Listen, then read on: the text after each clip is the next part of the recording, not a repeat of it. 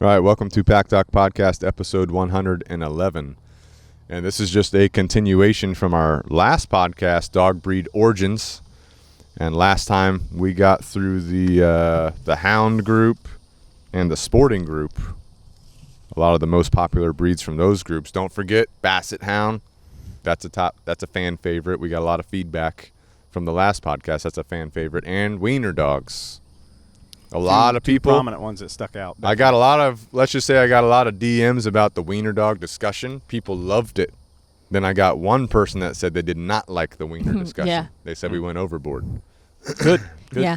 That's what we Arguably true. We like to go overboard. So if you haven't heard episode 110, you probably want to go back and listen to that. Fast forward to the wiener section or fast forward past it, depending on your preference. Well, we got the timestamp so you can figure out exactly where those sections are. Yeah. Nice work. But whenever you think about Wiener Dogs, I mean, they were bred to get those badgers out of holes. That shit's crazy. That shit's crazy, you know.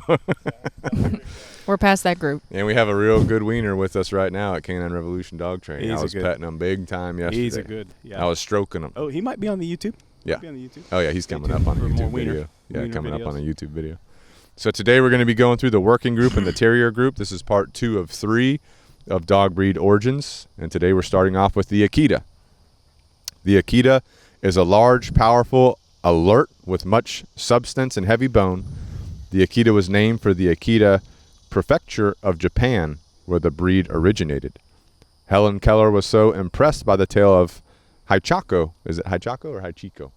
You know what I'm talking Your about? guess is as good as me. Haichiko, the loyal dog who became famous for waiting 9 years at a train station in hopes his dead owner would return, that she brought the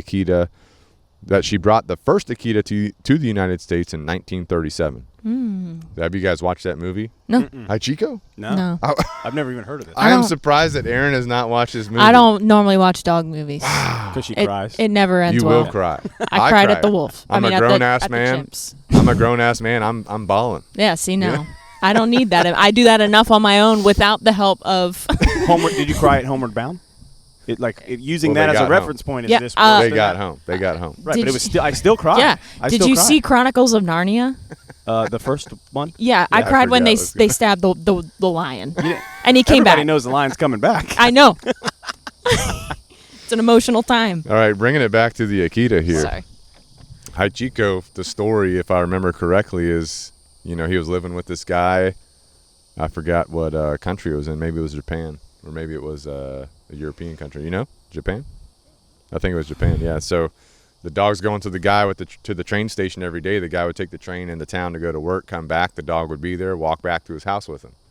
There's a bunch of other details, but eventually the guy left on the train station, never came back. This is going to make me cry now. And so Haichiko's like just there waiting, and people are feeding him because he's waiting for his owner. And it literally was 9 years, and there's a literal statue of Haichiko at that train station to this day. Did the owner ever come back? He died. He died. Oh. And then Helen Keller. Did the dog die there? The dog died at the train yeah. station? Dog died at the train station. There's a statue there. There's a literal statue in honor of Haichiko. She's actually crying. She's actually Good. way to go. That's sad. Good. You can have emotion. I mean, there. that's sad. That's terribly sad.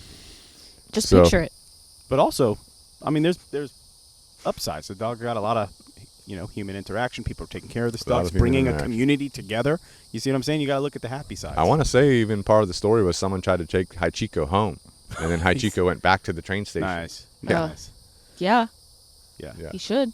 But Helen Keller, Helen Keller, she went I to know Helen Japan, Keller. brought an Akita back because of that story. Isn't that crazy? Blind I and think deaf. so. Yeah. Blind and deaf. Yeah, she's like a world-renowned person, Mm-hmm. More Akitas came to the United States after World War II, accompanying returning servicemen.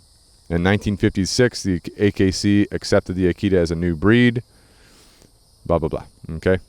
So the AKC has accepted the Akita as a breed 1956, and then it just continued from there.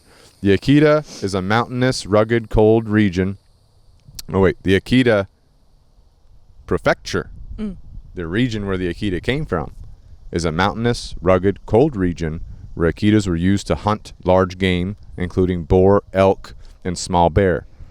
They have a luxurious double coat and strong hunting instinct. This unique and dignified member of the working group is renowned for courage and loyalty, but may not be tolerant of other animals. Independent and sometimes aloof with strangers, Akitas are affectionate with their family and form strong bonds. Highly intelligent, strong-willed, and proud, the Akita responds best to respectful commands and training techniques that rely on motivation. So, hunting dog, right?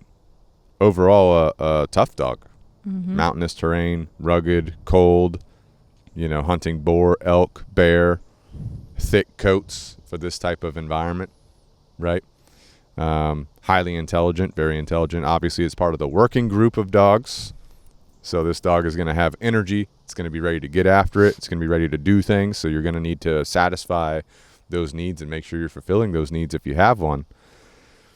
So yeah, continuing on here.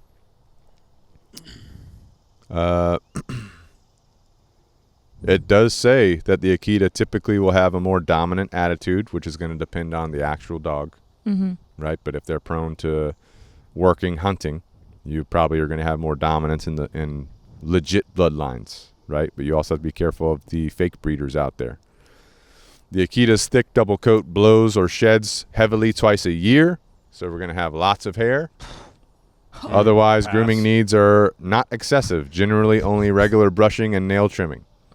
So that's the gist of the Akita. What do you guys think? Anything else to add to the Akita? Any stories of Akitas? I believe I trained an Akita during my apprenticeship. Did you? Yeah. DJ. Oh, yeah. Good dog. Stubborn. Yeah. What was the main issue with them? She had gotten into some scuffles. With people or dogs? Dogs in the neighborhood. Nice. So, I mean, worked her through those. Definitely not as confident as, described, It's definitely maybe a product of backyard breeding. But good dog. That happens. You got to pay I've seen very close I've seen attention. a lot of videos of these dogs getting after it. Oh, yeah. Also, like here, I felt super bad for the dog in this heat with that amount of fur. Oh, yeah. Oh, my gosh. Yeah. Well, I knew a family that the parents or the grandparents, they had an Akita growing up. One of my friends is part of this family. And apparently the parents or grandparents thought that the Akita was too high risk to have around kids. It was like they had like a small farm. It was the farm dog, come in the house to sleep, that kind of thing. But they got rid of it when they had kids because they thought it wasn't going to be good around kids. But back then, training wasn't really a thing either. This was probably 1980s, 1990s or something like that. So training wasn't as prominent as it is today. Just put him in the yard. Yeah. So anyway, that's the Akita. Moving on, we got the Bernese Mountain Dog with Chris. All right. Oh, this was a favorite of mine. Really? We've trained a bunch. We trained a bunch of Bernese Mountain Dogs. All right. Origins in the Midland farm areas of Switzerland. The Bernese is one of 4 breeds of Sennenhund, Alpine herdsman's dog, native to Switzerland. They work as draft, drover, and watchdogs. The Bernese was recognized by the AKC in 1937. As a working breed, Bernese move naturally at a slow trot with no wasted action. They are big dogs. They are big dogs. They ain't going to waste time moving somewhere they ain't got to move, you know what I'm saying? But when they're moving, they're moving. Right. The breed's jet black coat and rust facial and leg markings overlaid with white present a strikingly beautiful appearance. They are beautiful dogs. Coat is thick, moderately long, and straight or slightly wavy. Probably going to have to do some brushing. Probably going to have to do some grooming. Oh, definitely. There's going to be some matting going on if you don't brush them. Oh, yeah. For sure. Living with a Bernese. Bernese require early socialization, and puppies should be exposed to a variety of people and situations during their first year of life. While burners should not... Burners. That's their nickname. Burners. While burners should not be shy, this tendency sometimes occurs. I think we talked about this in the last podcast. Pretty much a lot of these dogs that were used for watchdogs, whether it be property or personal protection type watchdogs, can have that little bit of that natural suspicion, you know, to strangers and different things coming and stuff like that. So that early socialization is important. For any dog. For any dog, for sure. I mean, all dogs have some level of that, you know what I'm saying? Right? Yeah. Because of the breed's size and strength, it is essential that Bernese be trained to have good manners and basic obedience. From this double-coated breed, expect considerable shedding. There we go, grooming. The average lifespan of a Bernese is between 7 and 8 years. All right, it's a little bit of a shorter, like kind of a Great Dane level lifespan. You could optimize. You could optimize. You could optimize your Don't be dog. talking about my dog. I got You it covered could later. get him on the raw diet, get him on the canine super supplements, get him on the Jocko fuel. You can put milk in their food. You can put milk on the food. Right. Yeah. And you're But optimizing Still probably going to have a shorter lifespan than other dogs. You know what I'm saying? them. A lot of these bigger dogs are. Yeah. Yeah. Well, I mean, the picture of this dog in this book is of it pulling a cart. Yeah. Right? Which is So cool. That's Yeah. cool, right? But also imagine you're the cart, Yeah. right? So like this is a strong dog. This is a Right. big dog. So training is definitely important. I mean, if you're especially if you're what we talked about in the last episode, you know, if you're physically incapable or you're a little bit stagnant or maybe a little bit on the weaker side, you know, Mhm. can't Or you handle. want your young kids walking this dog. Right, you know? right. You can, right? With the Yeah. right training, you can definitely do it. But, you know, if this dog's untrained and it wants to go somewhere, it's probably going. Oh, and yeah, you're it's going strong. with it. Yeah.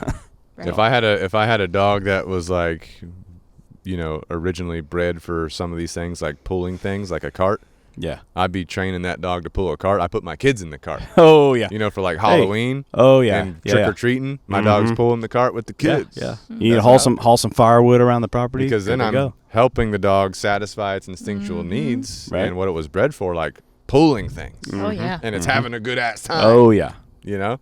Think and about the kids are having a good I'm having a good think time. about trick or treating. Yeah. Trick or Your treating dog fun. pulls the wagon Yeah. for the candy. Oh yeah. Right, know, right, kids right. just See, throw it that's in. that's Oh, more my yeah. speed. Chad's putting his kids in there. I'm like, fill this sucker with Yeah. Well, Skittles. you know, Yeah. Chris You know what I'm has candy addiction problems. Well, Like, let me tell you a story. I was at here we Chris's go. house recently, oh, family here get we go. together. Here we go. I didn't realize till halfway through that he had hidden the Hershey's cookie and cream chocolate bars under his seat and was snacking on That was them. my son did that, okay? Hey, Maybe he learned it from like me. I don't father, know. like son. Yeah. So what are you going to do about it? I yeah. mean, hey, I ate I some have of the my chocolate. stash. Don't worry. Yeah. I won't put it on here in case Jake listens. Yeah. You know. Don't Any, don't disclose your location. Any stories of Bernese Mountain Dogs? I mean, I've done quite a few. I think all of us have probably trained at least one or Well, two. now we have the Bernedoodles. Yeah. Yeah, you've Yeah. worked heavily We've done a with lot of Bernedoodles. Bernedoodles, Yep. for sure. Yeah. Which I are mean, a mix of poodles and Bernese Mountain Dogs. I like them. For sure. They're usually pretty like friendly I dogs. was Yeah, gonna yeah. say demeanor They're wise, usually they're very pretty like friendly, yeah. Yeah. laid back. I've not seen one that's like having major reactivity or issues with people. Yeah. You know, in general. It's a good balanced dog too. Like it gets after it. It likes to work, but works. it's not something you got to do like all day long work. Right. This dog. This dog likes its nap times and stuff too. Right, You right. give it its balanced exercise and mental stimulation, and it's a good dog to Mhm. live a balanced life. Mm-hmm. I mean, like I said, if I had one of these, I'd be having it pull stuff, Yeah. having a good time. Heck yeah. All right, moving on. We got the Black Russian Terrier with Aaron. Oh yeah, this one gets me amped. Yeah, you've trained one or two. Yeah, this was a good dog to train too. Okay, so the history, they call this dog the Blackie. You know, Nice. That's what they call it. yeah, I got a the chihuahua Blackie. named Blackie. The Black Russian Terrier, also known as the Blackie, is one of the newest breeds in the world. Mm-hmm.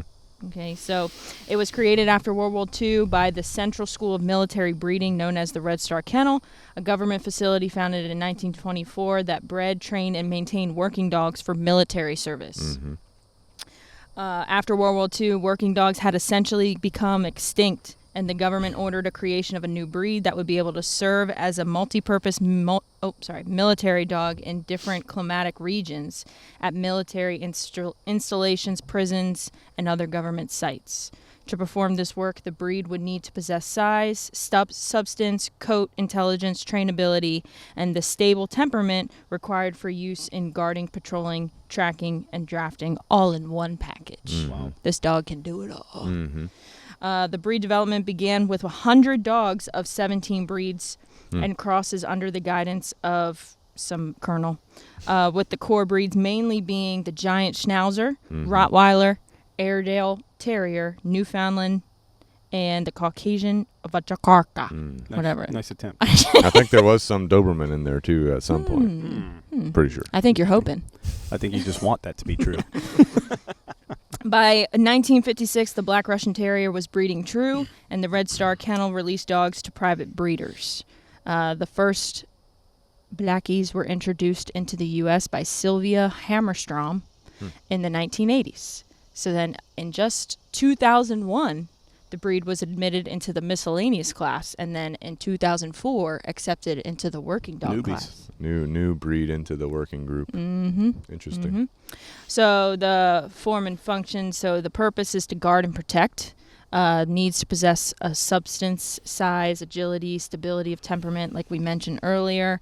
The desirable type is a large dog with a balance between excellent substance and powerful movement without sacrificing one for the other. Mm-hmm.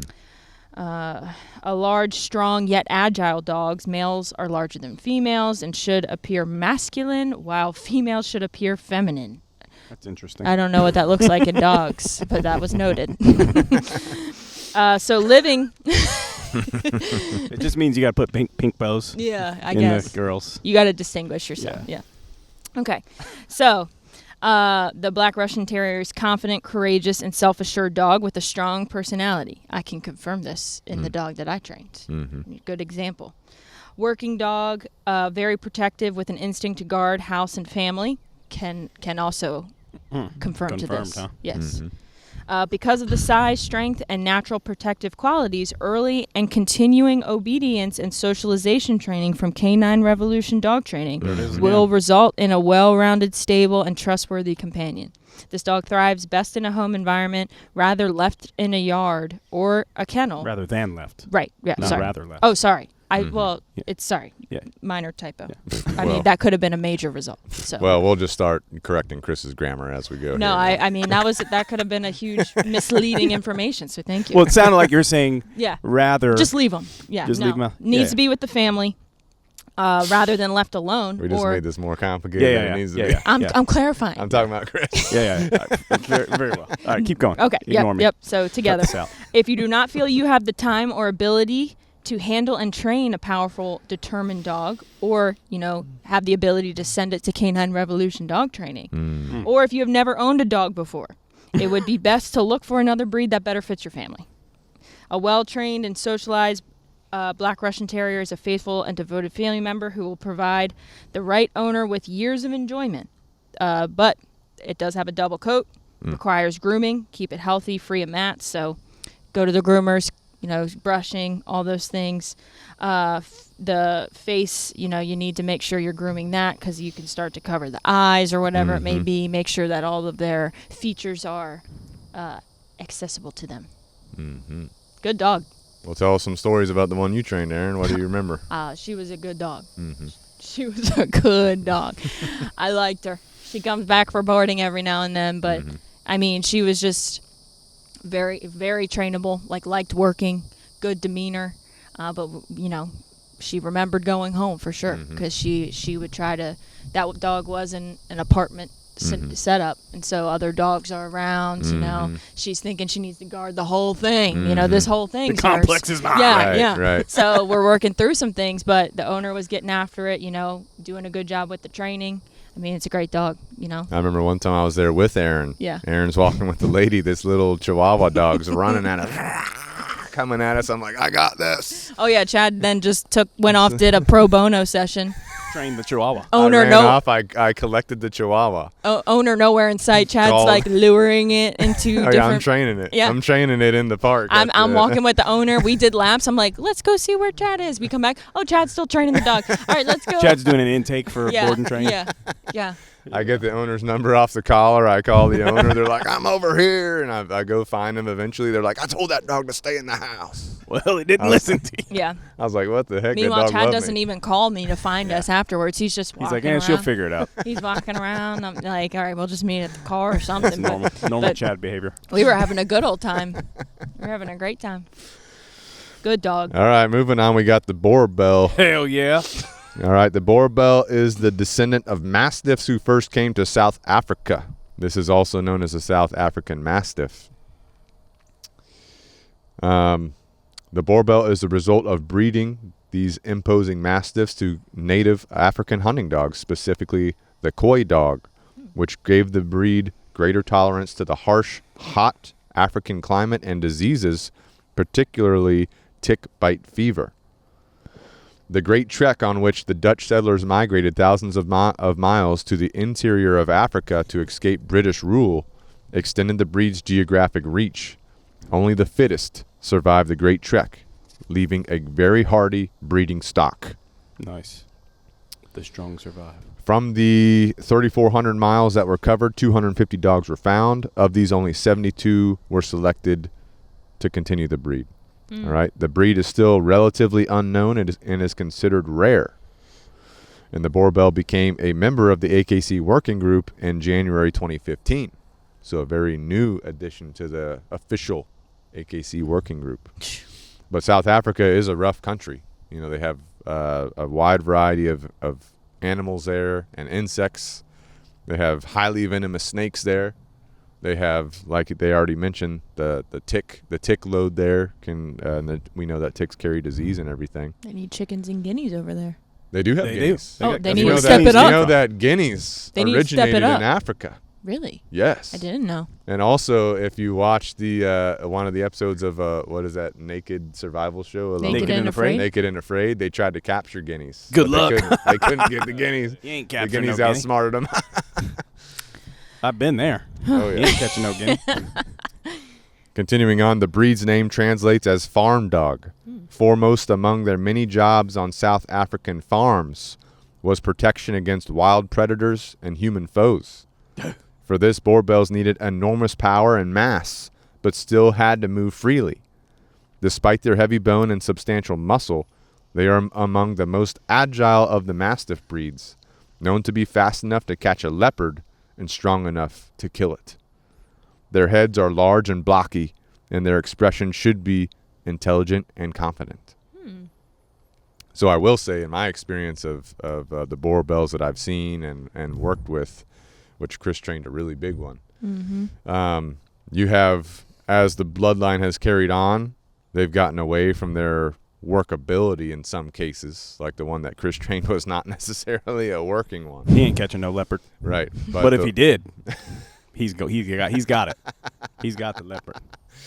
But off chance. Yeah. But I've seen many Boerboels that are from the legit working line, and they are intense. Yeah. They've got energy, they've got stamina, they've got agility, they've got the capacity to take their demeanor to that aggressive level and dispatch of a leopard, you know.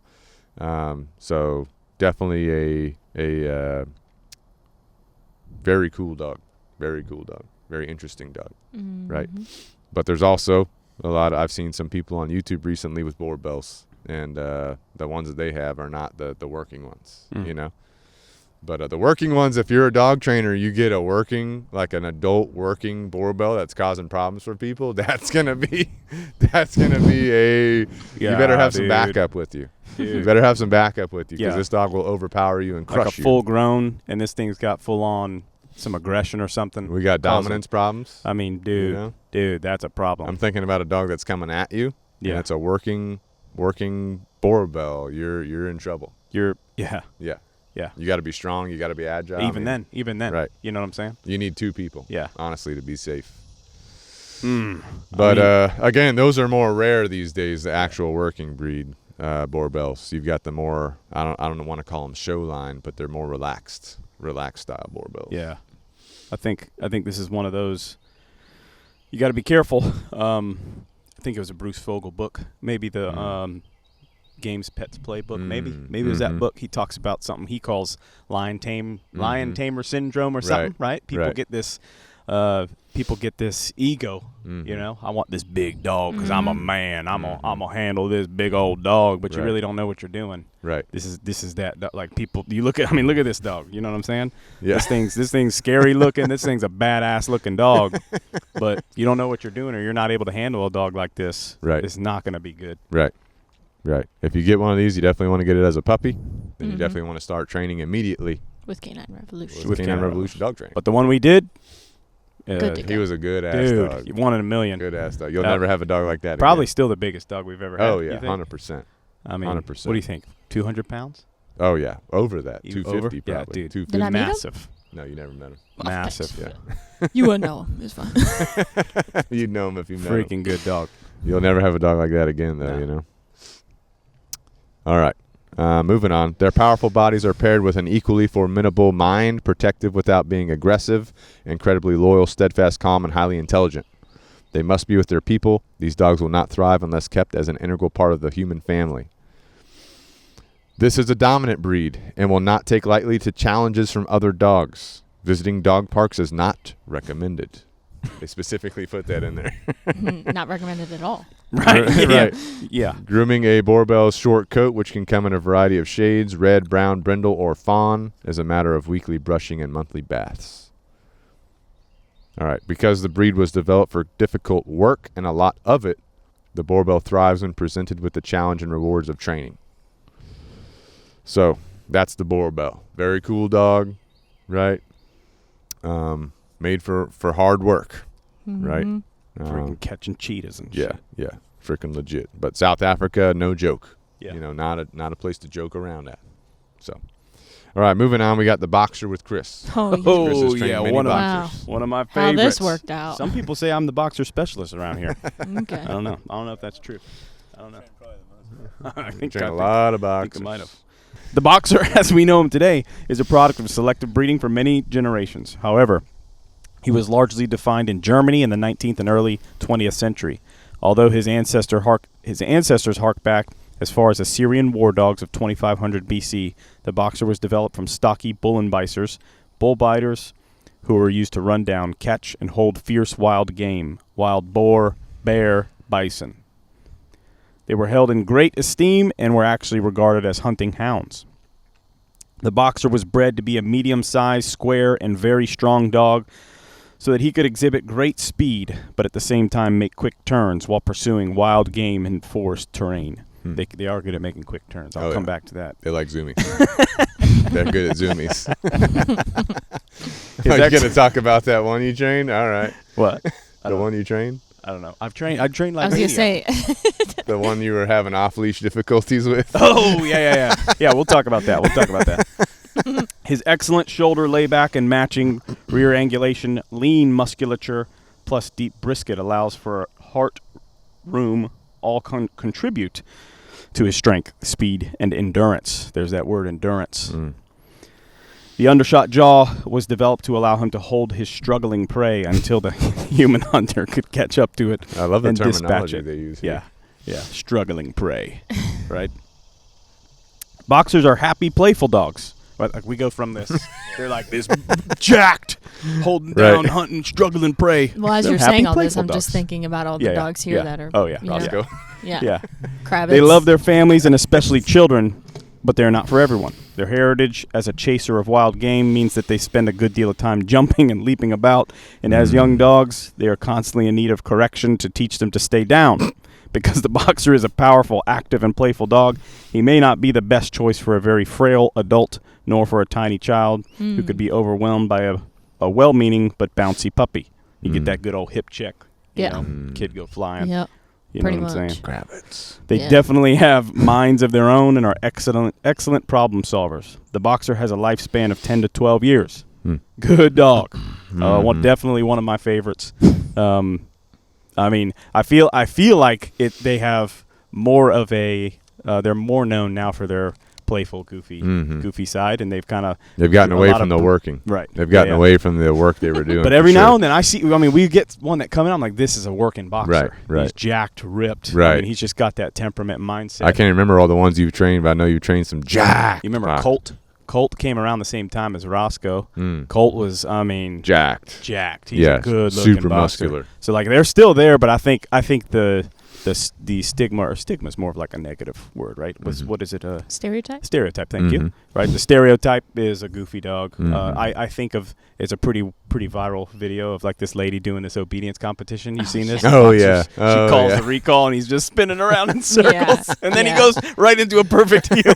I'm like, that's a boxer. Yeah. For you. You know what I'm saying? So Well, these days they're smaller too. I don't know what they say in here about their size, but they're generally like a medium-sized dog these days. Yeah. Unless you get like the Colt ones are bigger. Right. But I'm thinking about Roscoe Kravitz. They're like a medium-sized, Sure. goofy dog. Well, I'll tell you, fun and I don't know. dog. I mean, I know this has an effect, but maybe it's breed dependent as well. But those two dogs, I got Colt and Roscoe around the same time for training, and they were about the same age. One was neutered very early. One is still intact. So the way they developed, it like Roscoe's kind of still got that. Looks like a puppy. You know what I mean? He's got that puppy playful mindset, kind of deal where Colt's like. He's a good ass dog. He's jacked. Yeah, they're both great dogs. Yeah, good ass dogs. Yeah. But yeah. Kravitz, that Aaron trained. Yeah. Good dog. I mean, I remember going to the pickup, mom's like, my son can't handle him. I mean, and it's the same thing. He's just, I saw him, like they barrel into you with their chest. Their paws aren't even they're off the wrecking ground balls. yet. They're wrecking balls. And then they're balls. pulling their paws up, and they're like, And I mean, box, like they'll box you. Oh, yeah. They jump up, bam. Yeah, right in the face. Right in the face, right in the crotch. Yeah. You name it. They're going to deck you. Oh yeah. So definitely easy training, to teach shake, Oh yeah, training a necessity. Mm-hmm. Especially if you sure. want different members of the family handling, For sure. and having good reps. But as we saw in that video, even with training, they're going to be a boxer. They needed better training. That lady needed better. That was a good recall. She didn't come to Canine Revolution. The standard was a recall. The dog came to her. I'd say success. That was a success. Mission accomplished. It just had an intrusive thought, and it won. Well, also, you got to be careful with the short nose the boxer has. The heat. You got to take that into account. Yeah, don't play around. A lot of the Mastiffs too, the Boerboel too. Don't play around with the heat. Yeah, for sure. Or any dog. Yeah. You be very careful. Be aware of the heat tolerance of the dog. Beware of what you're doing with the dog.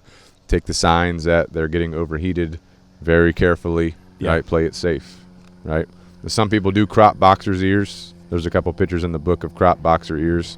But generally, I think most boxer breeders are going to go ahead and dock their tail right at the breeding. So. You're going to get that. I mean, that's something we didn't talk about. That wiggle butt. Yeah. You know what I'm saying? That boxer's going to be wiggle that booty. Oh, yeah. You know what I'm saying? And now a lot of that does come from years and years of docking the tail. They're trying to compensate for the tail moving around. So like that's a pretty prominent thing. But that's you're going to get happy tail. You know what I'm saying? So probably we have seen a couple of the boxers that have the reactivity aspect to them, but for the most part, they seem like good family dogs. Yeah. Good family dogs for most of the bloodlines we've worked with. Yeah. All right, moving on. We got Aaron with the Cane Corso. Oh yeah. Nice. All right. Cane Corso or Cane Corso? Cane Corso. Because people going to flip out. I know. On us. Cane Corso, Cane Corso. What camp are you in? Let us know. To avoid the conflict, just Don't gonna judge us. say Corso. Okay. Just like Cane. Not Cane. Oh yeah, I know. So these dogs were used for a variety of tasks depending on the needs of the community, farm, and individual. They hunted large, dangerous game such as bear and wild boar, and protected livestock from wolves and two-legged predators. Two-legged predators being other humans. Or kangaroos. Yeah, that's a good one. Yeah. Okay. Well, they were in rural Italy, so I think the two-legged predators there Probably are people. humans. People. I don't think they're unless an ostrich. Neanderthals. Ostrich. Okay. Bigfoot. They pulled definitely. carts and were used as butcher dogs. They guard vineyards. Wow, vineyards, estates, and city walls. They hunted badgers and other formidable prey. Oh, so they were working alongside wieners. Oh yeah, They're working alongside They're wieners. probably- the wiener gets them out. The wiener finds them. The Corso finish. Cane Corso Yeah. comes in. Yeah. I need back up. Cane Corso coming in hot. Yeah. Oh Yeah. Oh yeah. They protected their masters from harm traveling to and from markets. Overall, if a task required diligence and power, the Corso faithfully obliged his beloved master. With the coming of the industrial age and several wars, the versatile utility dog found itself near extinction. In 1970s, a group of Italian enthusiasts began gathering up what was left of this majestic dog and started an organized recovery.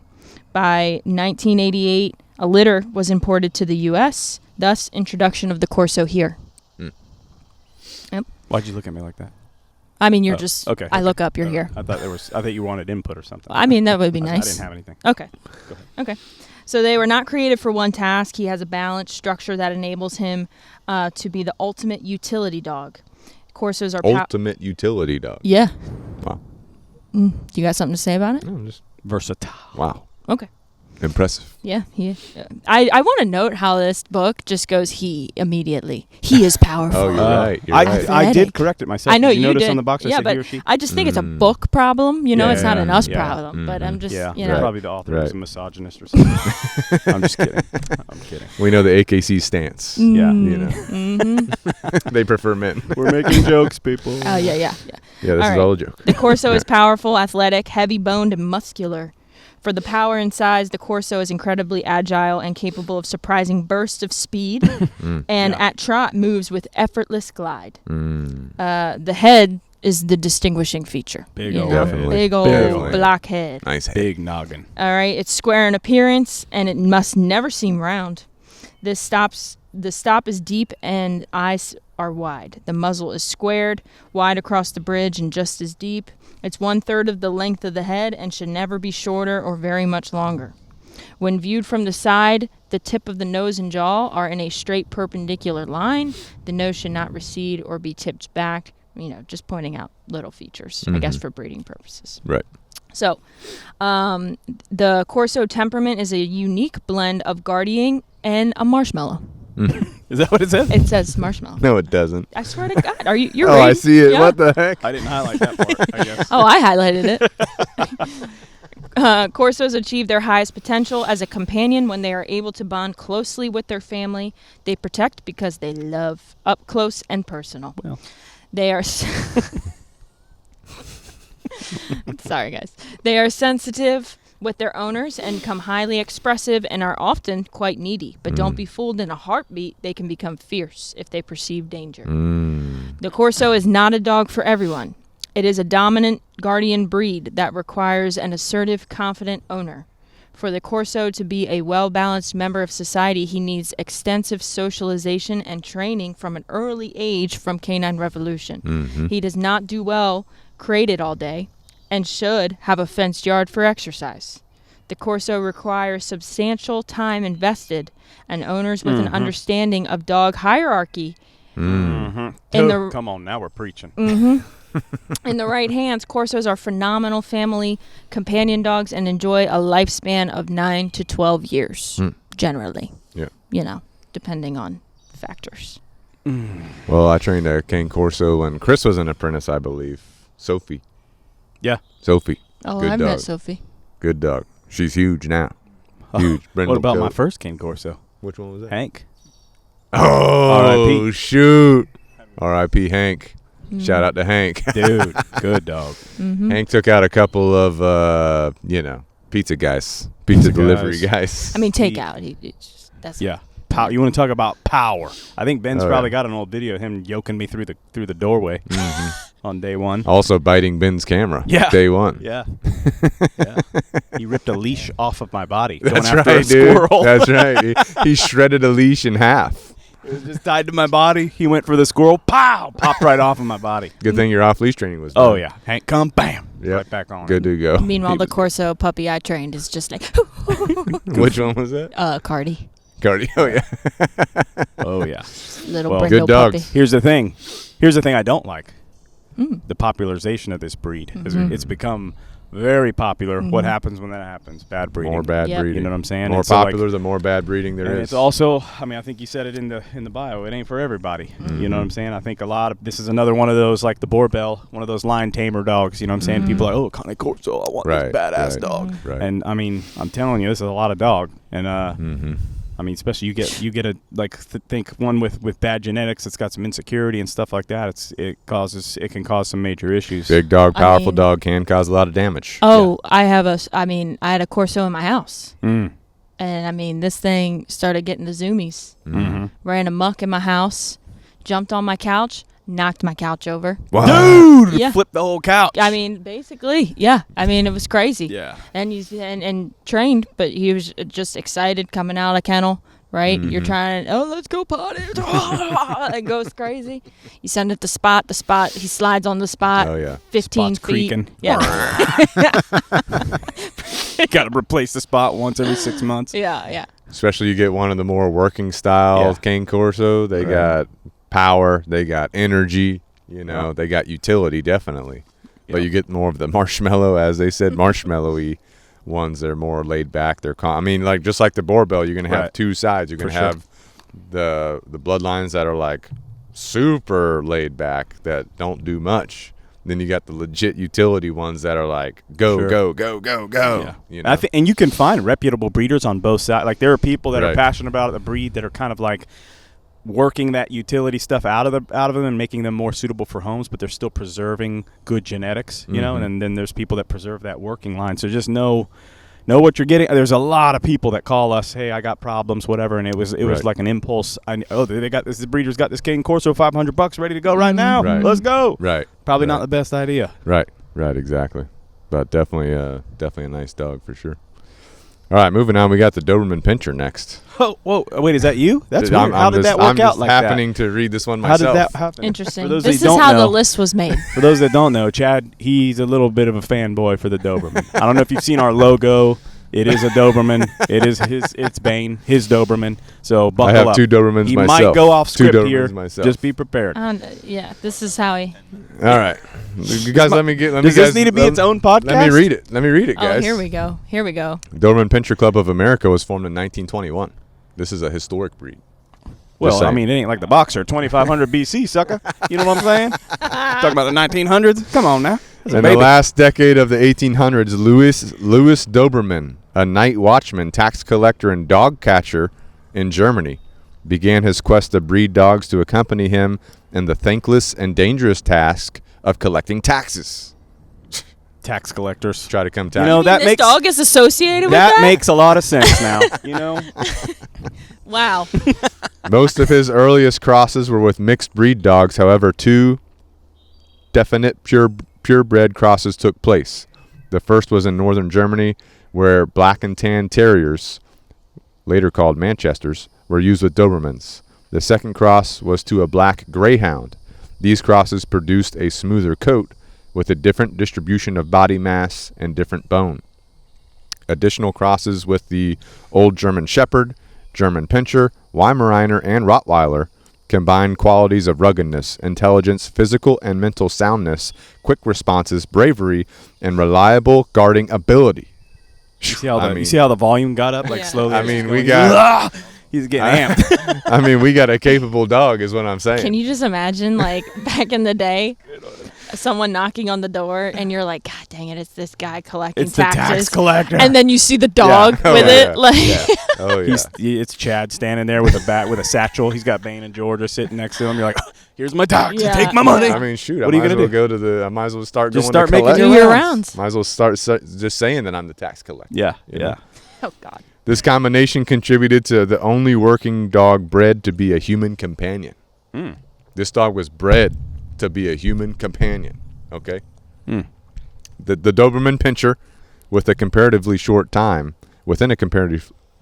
short time, became a dog of fixed type whose characteristics of both body and temperament contributed to its worldwide popularity.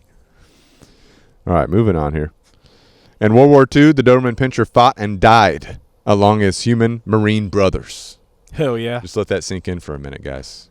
Freaking This was the warriors. first dog in war. Well, okay. That's just The making stuff blackies up. were made for World War II, too. Okay? The Romans fought with dogs. There's a come there's on a now. very famous and popular picture of D-Day. You know D-Day. I know Where they've D-Day. got the landing boats, they got the Yeah. ramps down, they Mhm. got Marines running off with Dobermans right next to them. That's kind of badass. I'm not Okay. gonna lie. There's also Dobermans in Vietnam. You know, we talked about it on the Memorial Day podcast. Just saying. All right. War There's dogs. also German Shepherds and I was other gonna dogs. say, I'm sure there's He other said dogs. there's also, by the way, but you know, Dobermans served as sentries, messengers, and scouts.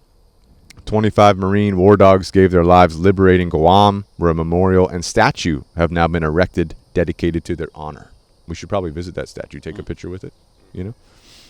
But, you know, in war, dogs were sentries, meaning they were there so that the humans could sleep.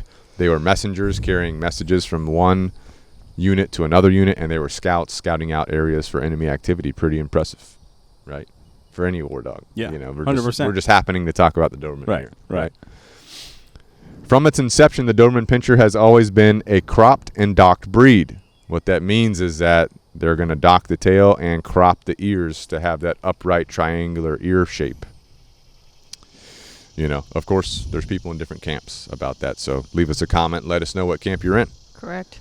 You know, whenever we had Bane, me and my wife had Bane, his ears were crap from his breeder. Holy shit, Lauren was getting shit all the time. Oh, about people the ears. like giving you shit about it? Right. Well, not me. If I'm Giving- walking him, no one would say anything to me. Yeah, yeah. But Lauren, Lauren, abuser. Yeah, exactly. Interesting. Yeah.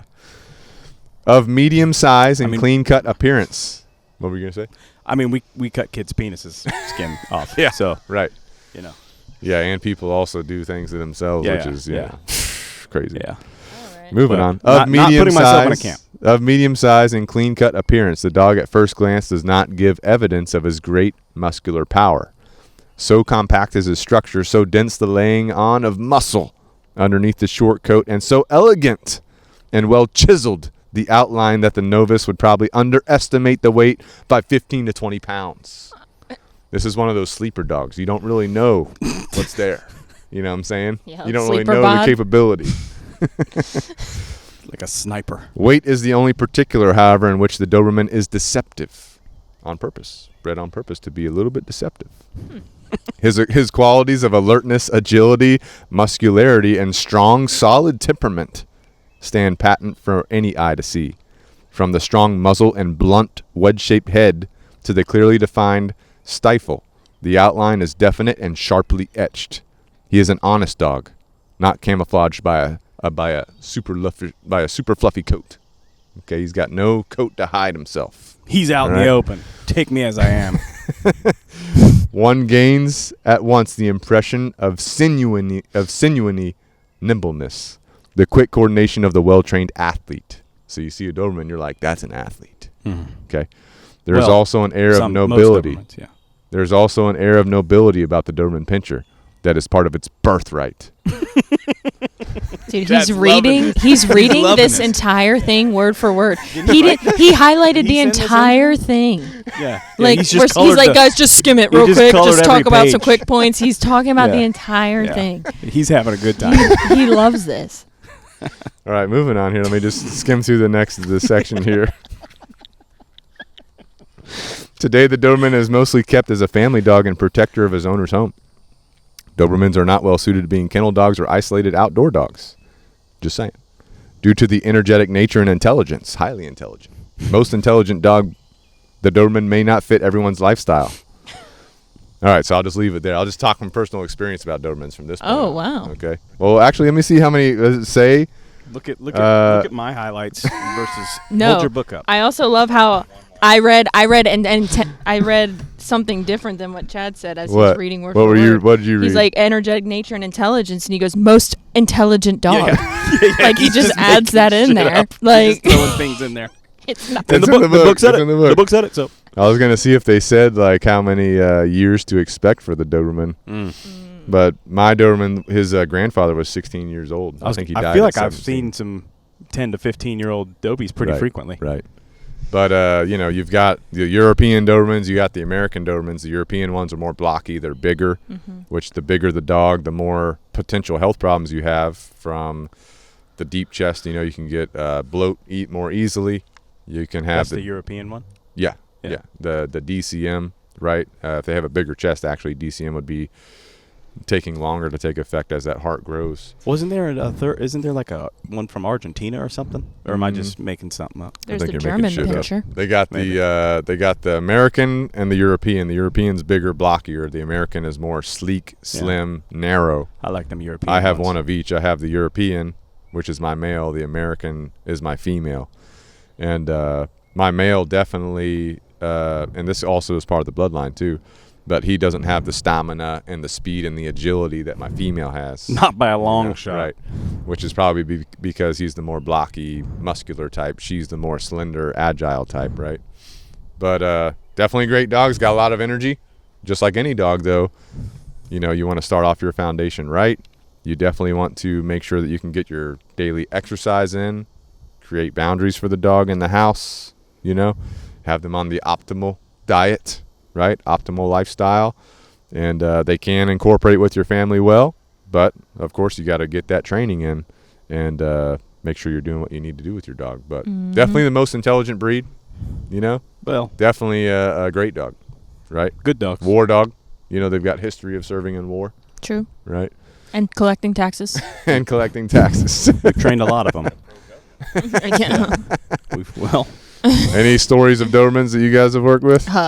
I just know I trained 2 Doberman brothers. Oh yeah, those are goofy dogs. Yeah, they Those are were, goofy they were, Dobermans. they were, they had some character to them, but at the same time, no character. You know, they just look at you just really blankly. But taking the one out the kennel the first day, you know, not trained yet, just getting used to the routines. Strong. I mean, I could hold on, and I was like skiing. Like they can pull for sure. Well, like the book said, you know, the Doberman is a little bit deceptive. It doesn't really let you see how strong it is. Yeah. By looking at I it. can confirm. Me and Bane were training partners for many years, so I've been bit by him. He's chomped on me a couple times. He's pulled me down a couple times. Went for my face a couple times. So he's like a little sniper, Yeah, you know. I But we're bet. best buds. We're best buds. We hang out. We have a good time. Oh yeah. I mean, I don't know if it was the first Doberman that I trained, but it was early on. But I mean, that dog, it was a difficult dog for me. You know, I struggled, I think a lot of the Dobermans I've done, I'm not gonna say stubborn, but kind of like that streak. It's difficult. It was kind of difficult. I don't know what it was. I just had difficulty with that dog. It taught me a lot about dog training. Taught me a lot about you got to be patient with this dog versus trying to push things too far, or trying to force things, like actually developing a relationship, which just applies to all dogs. You know what I'm saying? But at least the Dobermans I've done, I've seen that to be very much so prevalent. Having to really focus on that relationship and not force things with them. Like I said, it's not. I don't know how to better describe it. It was not. I wouldn't say stubborn, but Well, they're highly intelligent. Just saying. Yeah. They're highly intelligent. I've seen. and we know I'm not. So you know, that's. I mean, I've seen in situations where the Doberman is maybe in a home where it's not getting its needs met. Sure. Anxiety. Yeah. Even if they, have a yard, right? But like, ultimately, I do think like it's kind of says like wants to be with people, like Yeah. you know, create that relationship. And if you're just having this dog to have even if you have acres worth of yard, Right. you're putting it outside. It's like there's so much more to it than just. I mean, this dog was working alongside people. Right, You know right, what I right. mean? Well, So people like getting Dobermans because of their looks, because they look intimidating, they look cool, they Yep. look regal. Yep. You know, and actually, my female Georgia, you know, I trained her when she was a puppy. I got her for a client, trained her as a puppy, and then she went to the client's estate, and they had a thousands of acre estate. So she had property. She had property, and the client didn't want to put in the daily work with her, right? And then eventually the client just got to the point where they had a doggy door, and Georgia would go out and do her thing on the property, come back, and she was eating the house from the inside out. Even though she had plenty of time to go outside, and they had a pond, she would swim in the pond, she'd run the property, chase deer, all that kind of stuff, come back into the house, eat the walls, right? Then they had a situation where their Yorkie or whatever little dog they had tried to attack Georgia, and Georgia grabbed it, threw it across the room, right? So that's when they decided that they're not going to keep the dog, and that's when I got her back, and that was probably when she was 3 years old. Bane was 6 years old at the time, and I've had none of those problems with her. yeah. Well, I'll tell you this though too, that out of all the Dobermans we've done, Georgia, freak of nature. Yes. She's different. She's essentially a Malinois in a She's Doberman insane. body. Probably Yeah, more so. She could probably put some Malinois to shame. Right, right. She is, she's, I mean, she's covered the whole property in a matter of 60 seconds. well, she's that dog. Like, I have 2 Dobermans. One generally stays close to the family. Georgia will roam the property. I'll tell you guys a story. So, when Chad goes on vacation, I watch the dogs. You know what I'm saying? We're neighbors. If you didn't know, he's like, in the morning, I usually keep Georgia on the leash, because she'll go and wander around. Well, I'm like, I'm not gonna do that. I won't put her on the leash. It'll be fine. She's trained. She can recall. I barely get the door open. I hear her barking the whole time, just fading into the distance, like 20 acres in like 15 seconds. I'm like, all right. She's so fast. I had to dude. hang out for a little bit till she came back. You didn't call her back? She couldn't hear me. She's too far away. Yeah, she's gone. You got to hit her on the remote collar. Yeah. We got it figured out. Yeah. And then, Yeah. It was good to go. I mean, I just think she's mental definitely- stimulation for these Yeah, dogs. I mean, 100%. no matter the physical exercise, Yeah. it's like they Right. need that, of course. Any dog does, but the mental aspect is going to Yeah. be huge to Absolutely. set you up for success in these dogs in your home. I mean, like you just said, perfect example. She has everything she needs out there. She's doing it all. She's having the time of her life. She comes inside, blah, blah, blah, Right. still going crazy. Right. So, definitely not just for wanting to hang around. Hey, I want this dog Right. just for the cool looks type thing. Right. Well, Bane too. I got him originally. He's my first dog. He's the reason why we're all here. But I was working with another trainer at the time that was a non-balanced trainer, force only. And Bane did not respond to that training well. And I worked with that trainer because of Bane, because Bane he hit puberty. And we've talked about this before on other podcasts, but he hit puberty, his dominance took over, and he started turning on me in the house, right? Me and my wife in the house. And so that was a problem, obviously. And instead of giving him up like an irresponsible dog owner, Yep. like a lot of people will do out there, not good to go, Yeah. right? We did a podcast on that too. Irresponsible. Why would you get a dog and then give it up? I don't give a Okay, you're going I on feel the a I don't side care. trail coming on. I don't care what the hell's going on. It's your dog, it's your family. Why would you why would you give it up? I You don't what I'm know. saying? Anyway, I'm going to get off that high Don't horse. know. So You anyway, can stay on it if you want. working with this trainer, can't resolve it, because they're a force trainer, which is leash corrections, remote collar only. No rewards, no nothing. And so anytime he would do something wrong, we would try to correct him. And then he would turn on me after the correction, which is a typical dominance thing. Only when I started learning from Michael Ellis was I able to change that dynamic, right? Which is kind of the foundation of what we do today, which is engagement, relationship building. Everything changed. You know what I'm saying? Now I trust him 100%. I don't trust other people. I trust him. You see what I'm saying? But even as time has further gone on, he's gotten better and better and better, with other people, like strangers, for example. But anyway, like he loves seeing Aaron. Aaron. Well, I came got to a talk funny to me. story about that. Okay, what? When I first started working here, I didn't really know Bane. Oh yeah. So I have like my first couple sessions with Chad at the back table. I'm walking back there. Bane's coming to me, bringing me this giant log on the way, and I'm like, "Oh my gosh, so cute!" And Chad calls Bane back. I was like, "What?" I mean, he wanted to interact with me. He's like, "Nah, he's setting you up." Like, He's tasting you. yeah. He's giving you a He's little like, taste. he's setting you up. Now I hang out with Chad at the back table. Bane's coming up to me, and he's looking all playful. I mean, he definitely warmed up for sure.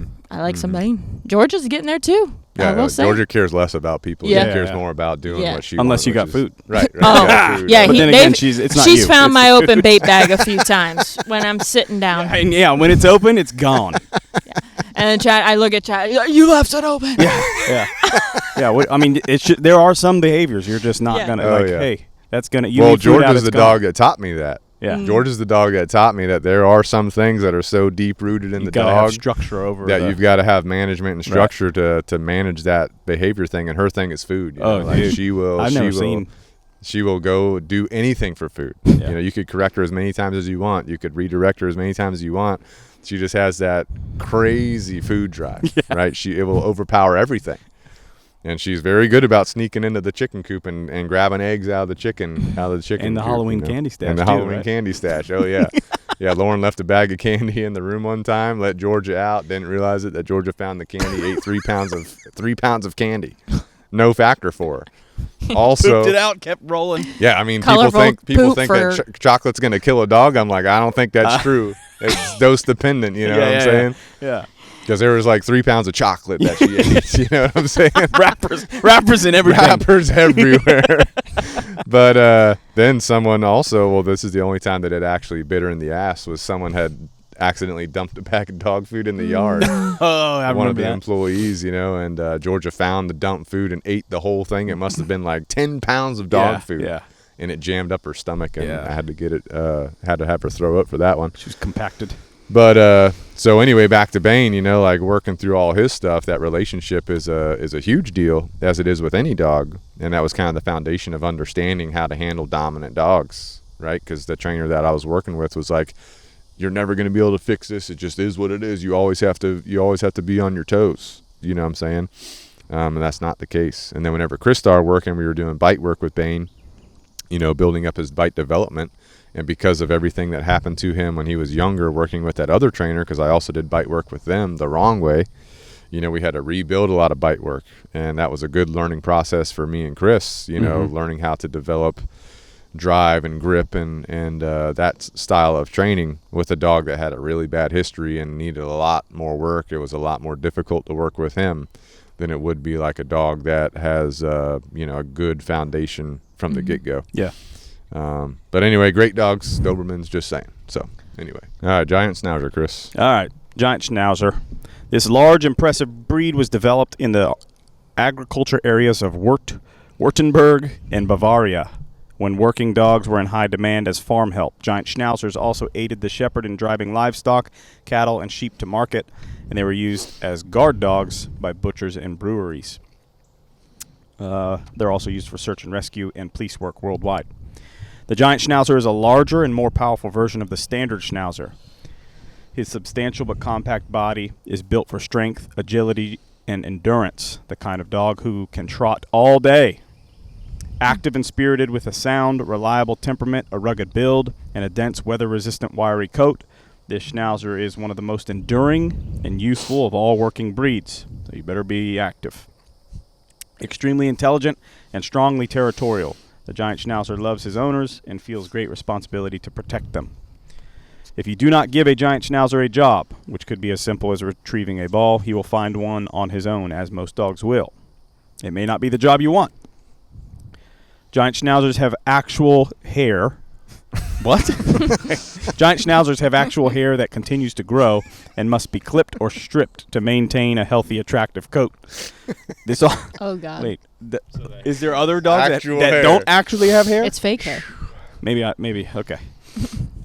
This also means they do not shed. Nice. That's a plus. But there is no free lunch. This breed requires regular grooming. Nah, I'm out. And an owner should be prepared to spend time brushing and maintaining his or her dog's coat. Giants have a lifespan of 12 to 15 years. Pretty good for a giant breed. Mm-hmm. Giants are great workout companions for people who run, bicycle, hike, cross-country ski, swim, or ski-yor. What is that? S-K-I-G-O-J. Just skiing. Whatever. Someone knows. Well, it's something other than skiing because skiing's in there. That's skiing. But, okay. All right. So active breed, even though, it's a bigger breed. It's agile, it's lean, it's ready to go. So notice all the activities they listed here. We're not sitting on the couch. I've seen a lot of these doing Schutzen training in California. So a lot of these doing Schutzen training, so they can definitely do that bite work style if there's something you want to do. Good to go. Mm-hmm. All right, moving on. We're going to go to the Great Dane with Aaron. Yep. Nice. So we have this. First of all, they got a picture in the book where the Great Dane's holding a teddy bear. What the F? Continue, Aaron. Okay. So we got made in Germany. And it was German fanciers who led the world in breeding most of the finest specimens. So basically, there's also claims that, Veroshaw's basically claiming this has appeared in Egyptian documents as well. So it's kind of I saw a documentary. coming off Confirmed. of spread across the world. Where it kind of come from, not necessarily known, because also it's in some Chinese literature as well. Worldwide. The great naturalist George Buffon claimed the Irish Wolfhound as the principal ancestor of the Great Dane. The comparative anatomist George Cuvier found more evidence in favor of the Old English Mastiff as the root from which the breed sprang. Today, most students favor the idea that the Great Dane resulted from a mixture of both of these ancient types. The Germans used the Great Dane as a boarhound, tackling the wild boar, requiring a super dog and that is precisely what the Germans developed in the Great Dane.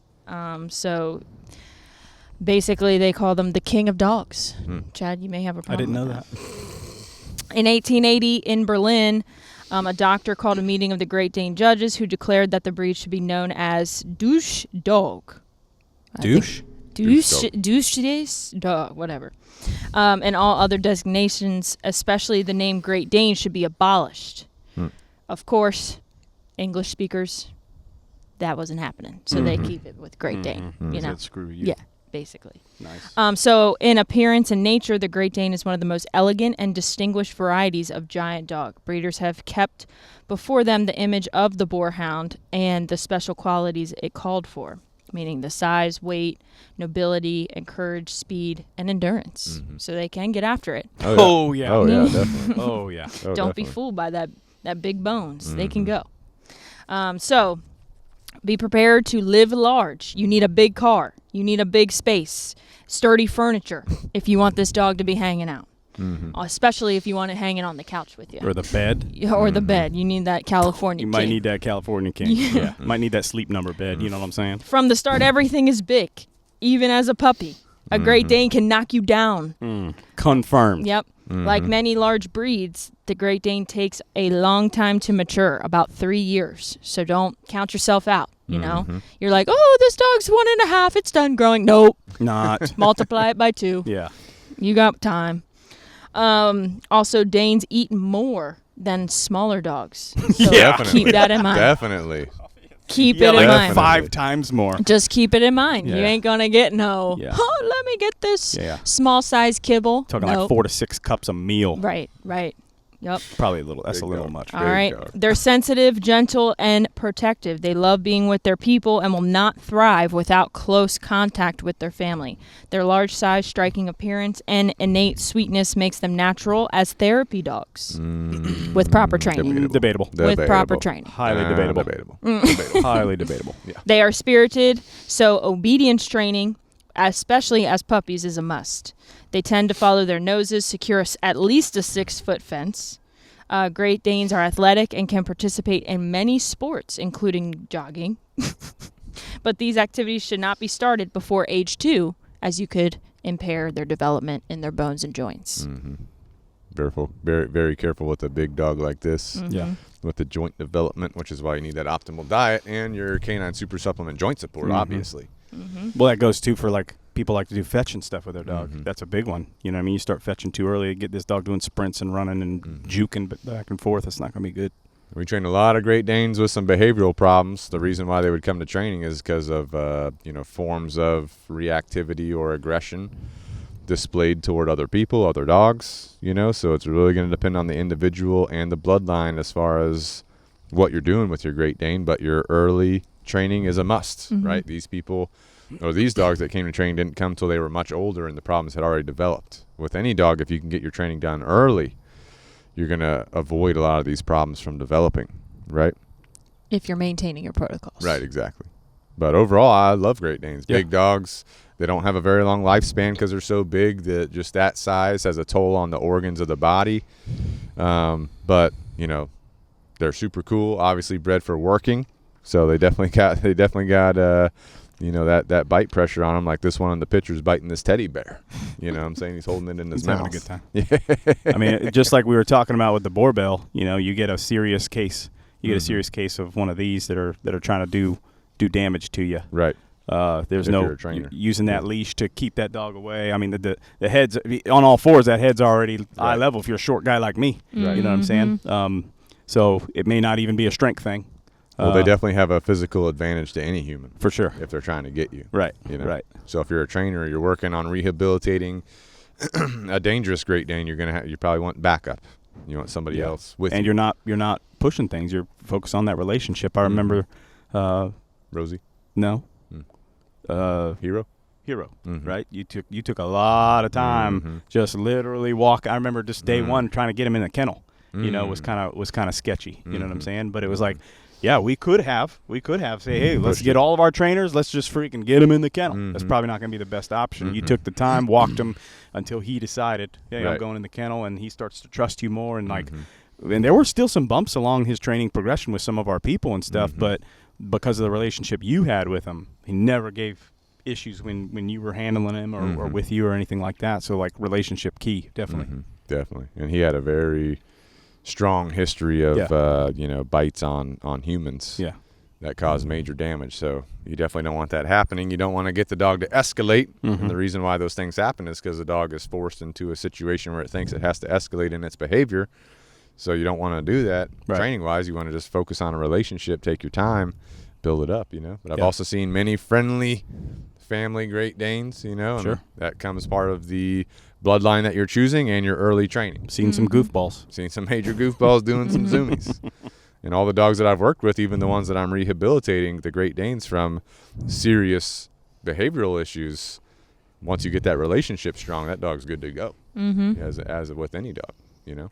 But those dogs, you do got to take into account their history as they move forward in life. You maintain their protocols, you know, good to go. So, Yep. Great Dane, good dog, big food bill, big poop, Big heart. big poop, Big heart. double bagger or triple bagger on those poops, just saying. Moving on. We got the Great Pyrenees. The Great Pyrenees is an ancient breed believed to have originated in Central Asia. The Great Pyrenees is one of many large primary white livestock guardian dogs, farm dogs, right? We hear livestock guardian dog a lot. We did a podcast on homesteading, which is becoming a more prevalent thing in today's world, right? So if you've got goats, you've got pigs, you've got sheep, you know, you've got ducks or chickens or whatever, looking for a livestock guardian dog, this could be a good choice. They were used to protect the flocks from wolves, bears, and thieves for more than 7,000 years. Ancient. Dang! Kind of further back than a Doberman. Way further The back. Romans utilized this type of dog on their vast agricultural estates throughout the Roman Empire. So just so you know, the Great Pyrenees has a thick coat, right? Which means if you're in a cold climate, it could be suitable for the dog. If you're in a warm climate, possibly, but you got to make sure you've got shade, you've got water, you've got the availability for the dog to get out of the heat. I do know a lot of southern farms that have Great Pyrenees, and the dogs are fine there. Yeah. But you got to make sure they have the ability to cool themselves down. As the Roman Empire crumbled, these dogs were left throughout Europe, Northern Africa, and the Middle East, and their descendants developed into numerous breeds. It was the rugged and steep mountain slopes of the Pyrenees between France and Spain that the Great Pyrenees developed into the breed we know today. So very interesting. The breed continued to be widely used for guardian purposes in the Pyrenees mountain area until about 100 years ago, when most of the bears and wolves were killed off. So that's very interesting. All right, moving on. It's a breed of moderation and balance. He needs to be of sufficient size and weight to perform the role of flock guardian.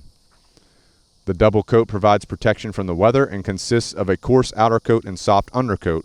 This undercoat is shed in the spring.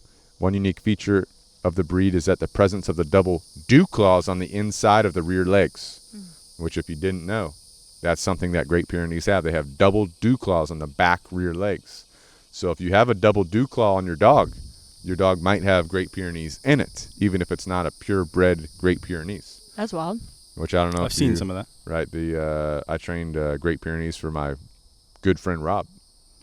Nala, remember her? Yeah. Oh, yeah. She had the double dew claw legit, right? Which is crazy if you've never seen it. All right. So anyway, overall, Great Pyrenees, I've not really seen one that causes any type of reactivity or aggression style issues. In my history, I don't know if you've seen otherwise. I've seen more insecure. Most of the ones I've done Insecure. have been insecurity, so not like I Could be wouldn't bad say- breeding as the breed Right. populizes. Well, what I think, I mean, kind of a common theme. They're watchdogs. You know what I'm saying? So like they have that natural suspicion or alertness to things, and that can develop into stuff. You know what I'm Right. saying? Mailman comes over, we alert. Right. Maybe they get uncomfortable, whatever. Right. It can turn into that definitely, and that's been my experience. Most of the ones that I've had either had a bite history or were some form of reactive. And based on all the stories they tell, how they got to that point with the owners, it's based on something like that. Is that just that natural instinct to be suspicious of strangers or people coming onto the property, being territorial, and then it develops and kind of goes from there. Yeah. Yeah. So. Yeah, I mean, if you're looking for a livestock guardian style dog that's going to be living outside with your other animals or living outside of your estate, this could be a good choice for you, right? Because that double coat does provide a lot of protection for the dog from the elements. But if you're in a hot climate, you want to make sure it has the ability to get itself cooled off. You know, if you're going to have that guardian, estate guardian dog or livestock guardian dog that's staying outside, you want to make sure their coat provides ample protection for them. A short-coated dog is probably not the best for that style of work. A short-coated dog would need some type of interior, shelter, like your house or a dog house or something like that to work in that capacity. So, Wasn't that story that went viral a while back about a dog that killed an entire pack of coyotes? Wasn't that a Great Pyrenees? You guys remember that? Most likely. Coyotes came I hear onto the about it. farm, started like just. I believe it. It was just a lone Great Pyrenees. Like not only killed one of the coyotes on the property, but then chases the whole pack off. The dog's missing for days. Comes back all bloody. Heck? What the And heck? like they follow the blood trail, they find a whole pack of coyotes. That's crazy. Just dead.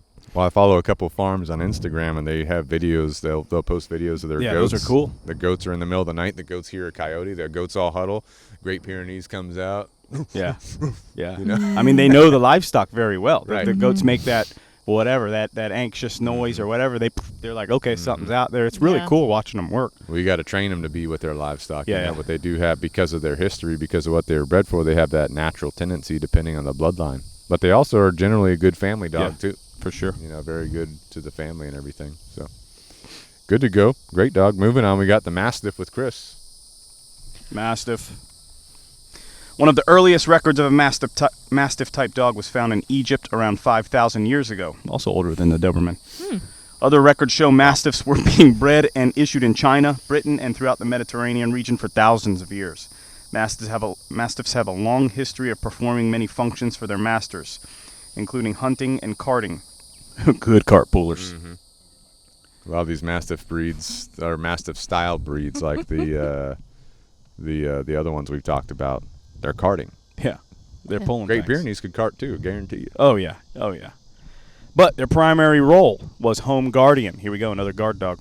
First record of a Mastiff being imported to North America was in 1620, still before the Doberman. Aboard the Mayflower? Aboard Really? the Mayflower. So legit. What? I just learned Legit. this? Yeah. That's crazy, That's pretty cool. dude. That's pretty cool. Christopher Columbus? The Pilgrims. Right? That was well, I don't think that. The Mayflower, wasn't that? I guess Christopher Columbus was Nina Pinta and Santa Maria. Okay. The Mayflower was when the Pilgrims came over. Right, yeah. right. That's A crazy, little bit after dude. Columbus. That's crazy, bro. Pilgrims imported the Mastiff to serve as guard dog for their new colony. Right? Imagine seeing that thing for the first time. You know? Mm-hmm. A Mastiff does not feel inferior to any other animal, including humans. That could be dangerous.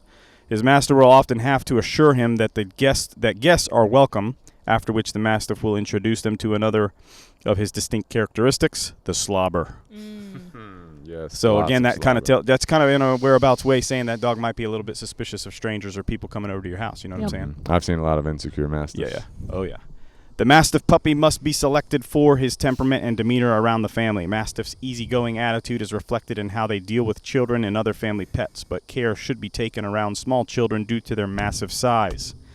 As a large breed, the Mastiff is prone to orthopedic problems, so a potential owner should make sure that both the sire and the dam have been screened for hip and elbow dysplasia as well as for eye disorders. Also, good nutrition, optimal diet, optimal chiropractic care, supplementation. maybe, you know.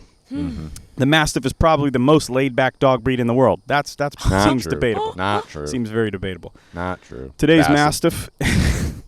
Mastiff has been bred to be a home guardian and not a hunting dog, so intensive exercise is not needed and could be harmful. Due to the breed's natural protective instincts, socialization with other dogs, other pets, and people at an early age is imperative to produce a good adult. Usually controlled by a stern voice and a confident demeanor. Debatable. Need more training. Debatable. True. More training. Canine Revolution dog training. Mastiff's good. We've done a couple of them. Bigfoot. Y'all know Bigfoot. Oh, I love Bigfoot. Oh, Yeah, Got to be that's careful in the a heat with good the Mastiff, one. though. For sure. Oh, yeah. You know, got to be careful in the heat. Yeah. Very careful. Oh, yeah. Watch But, that I tongue. mean, Bigfoot's a big boy. We- Like, they pulled up to pick him up one day. In there, they have to put him in the truck bed. yeah. Because he He's a can't fit in the big- truck. He's so a big old dog. He's With a a good ramp. dog. I asked her, I was like, you put him in there? She's like, her husband won't let him in the truck, but he's so big. Well, you know why? He's got that slobber machine Oh, going yeah. down. You know what Oh, I'm yeah. saying? They got that slob. They shake. That slobber's going everywhere. Oh, yeah. I trained Bigfoot for 4 weeks.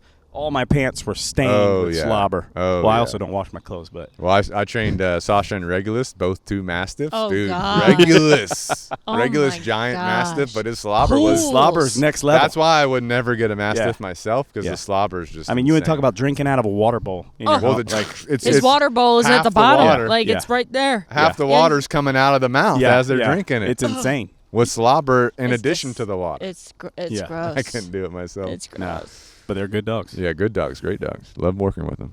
All right, next up we got the Newfoundland with Aaron. Yep, just trained one. Nice. So much uncertainty on the origin of this dog. Some ancestors believe that it is a combination of an indigenous Indian dog inbred with the Great Pyrenees, brought to Newfoundland by a group of fishermen, or brought to North America by Vikings. Ooh, Nice. At any rate, a breed evolved that was particularly suited to its land of origin, large dogs with sufficient size and strength to perform tasks required of them. This is a true working dog, one who is much at home in the water as on land. Canine literature gives us stories of the Newfies who rescued men and women from the sea and carried lifelines to stricken vessels. Newfies are also renowned for rescuing children in peril. We found accounts of dogs whose work was less spectacular but equally valuable, helping fishermen pull in heavy nets and performing other tasks necessary to the owner's occupation. Isn't that like cool work? Yeah. That's cool. That's cool. Yeah. That we're using dogs for this stuff. I mean, we recently cool. had a request, a client saying that they wanted to train their dog to potentially save their child from like falling in the ponds or What we whatever. Maybe that's what we need to look into right here. Newfoundland. Yeah, definitely a good choice. I mean, these are renowned swimming, rescue, those type of dogs. Yeah.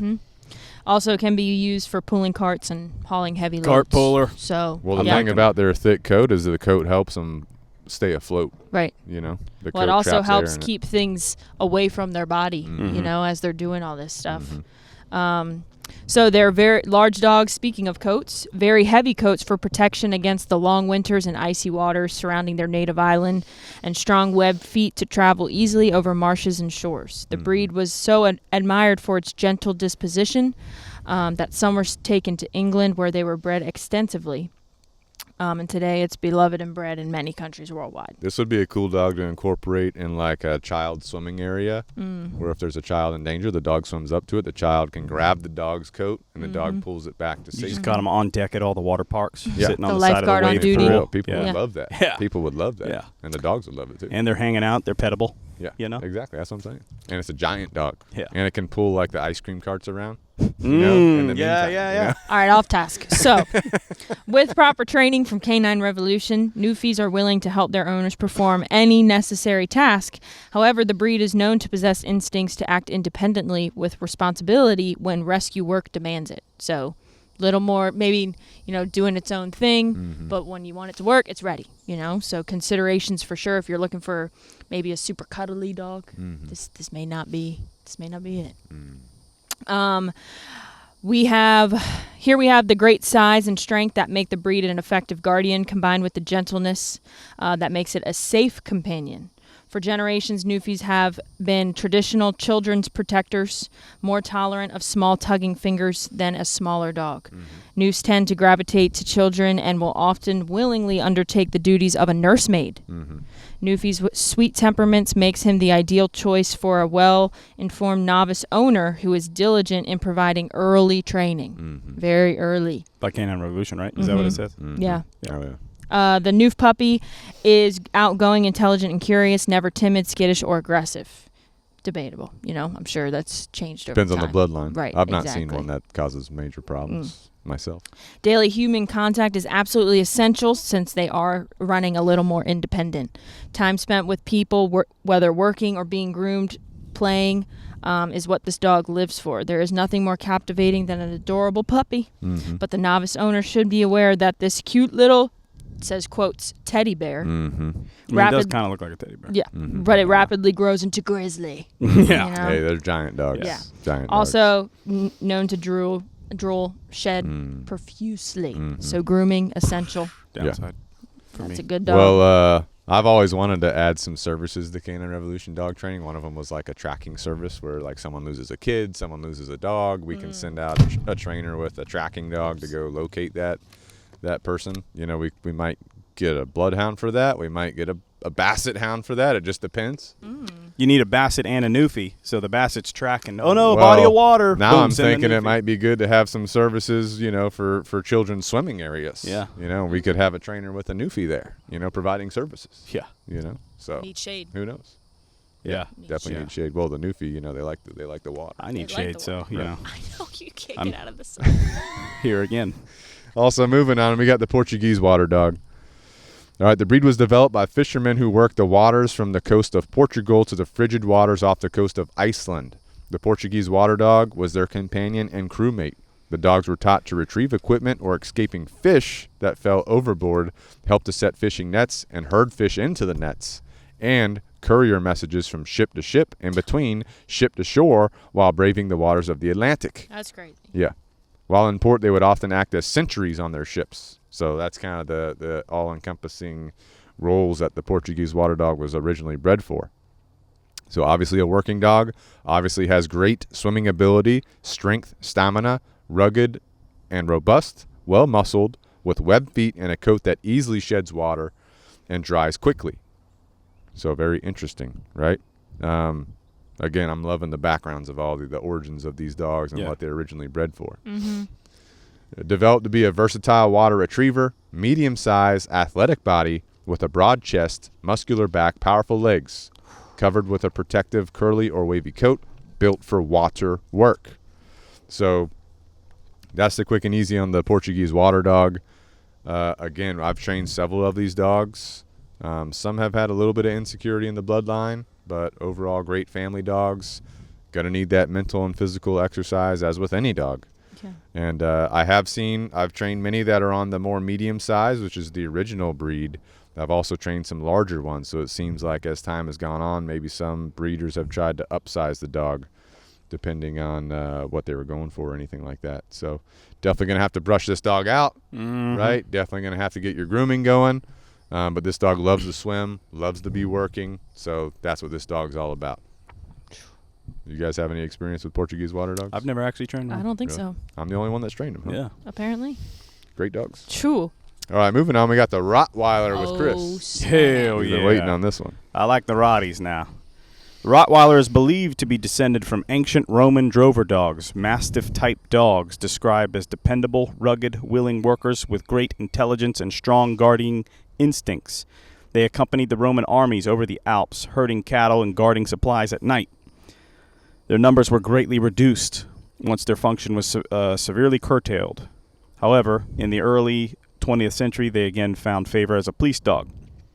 Although today's Rottweiler has departed physically from his Roman ancestor, the characteristics for which he was so admired have been preserved and are the very attributes for which he is held in such high esteem today.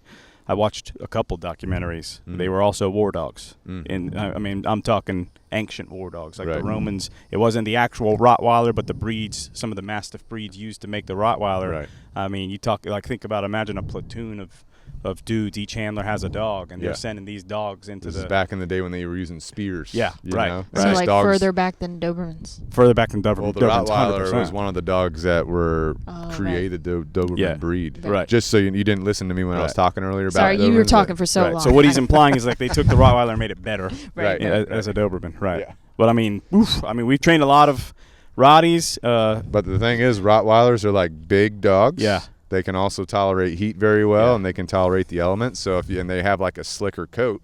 Yeah. So you think about if you're a Roman soldier and you're attacking your enemy, and you have a Rottweiler, you send it. It now bursts through the shield wall, Yeah. and it's grabbing legs. Yeah. Now you're Not right just legs, behind it. faces, Right. necks. But you're right behind it, dispatching of the people that it's caught, like literally. Yeah, dude. You know, that's breaking holes in shield walls. Yeah. Dude. That's And you could put like a freaking helmet on these things with some spikes armor, on it. some armor, some chainmail. Armored Rottweiler. Yeah. Dude, that's scary, bro.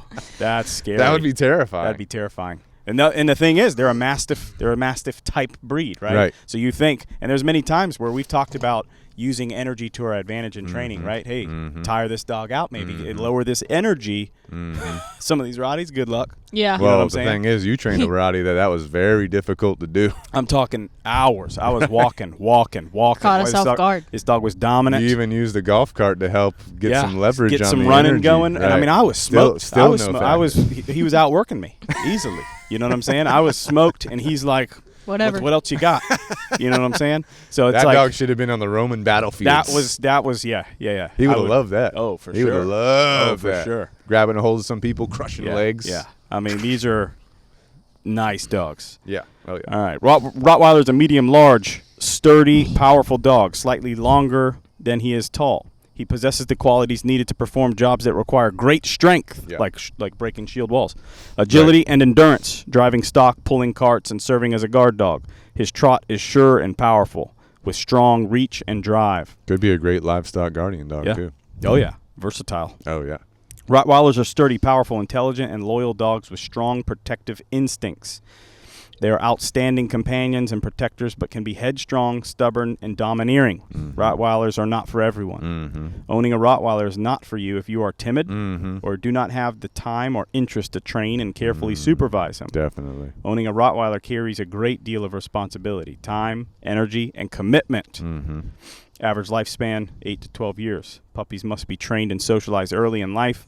It's very important to establish control over your dog. Obedience training is the easiest and best way to do this. With Canine Revolution Dog. With Canine Revolution Dog training. I mean, 100% agree with this. I mean, there are breeds that you can do no training, and then you have problems later on in life. You can get training, you solve your problems, no biggie. You can control that dog or whatever. I mean, truly a dog like a Rottweiler that develops major behavioral issues, whether it's dominance, aggression, whatever, insecurity even. We've had all of the above in all Rottweilers we've trained. Once they're set in those ways, it's hard. The best ones are trained when they're puppies. Yeah. You know, think about Petey. Yeah, I trained him when he could fit in both my hands. Petey the Beast, he could fit in both my hands. Yeah. Now I can't even pick him up. He's so giant. I could Right. ride him. Yeah. I could ride him. Right. You know? Well, and especially too, because you see, and this is not just breed specific to Rottweilers, but they're a domineering breed. Like you take this dominant dog that's, let's say, you lived 5-6 years with a family that's done no training. They've been timid. They've not controlled this dog. Even sending that dog off for a board and train, that's not going to magically fix those problems. Right. You know what I'm saying? That dog's coming back. It's like, okay, I'm back here with these people that are timid that don't hold the line. Right. You know what I'm saying? Or you get comfortable. Right. And then you start lowering the expectations. Right. You're lowering your guard. This is the type of breed to be like, oh, okay. Yeah, you got to stay on it for sure. You got to be consistent. But freaking good. Dog. Well, that's why I think this discussion is important of the dog breed origins. Yeah. Because if we know the dog breed origins, we know the root stock of the dog. That can help us select the dog that's more suitable for our purposes or our family, versus a dog that just looks cool that we think would be good with our family. Yeah, look at the origins. What's this dog doing, and do you see yourself in line with that lifestyle? You know what I'm saying? Exactly. Yeah. All right, moving on. We got the St. Bernard with Aaron. Oh, yep. Oh yeah. Shoot. St. Bernard. I just did one of these. Sorry. Yeah, you did. We stopped that suddenly. Yeah, you did. All right. The most accepted estimate of breed origination is between 1660 and 1670. Before the Doberman. Before. Originally used as watchdogs and companion St. Bernards were found to be excellent pathfinders in the snow and ice and evolved as rescuers at the hospice on the St. Bernard Pass, where they were known for having saved 2,000 lives. These are the dogs in movies where they have the barrel. Yeah, around their neck. Yeah. Yeah.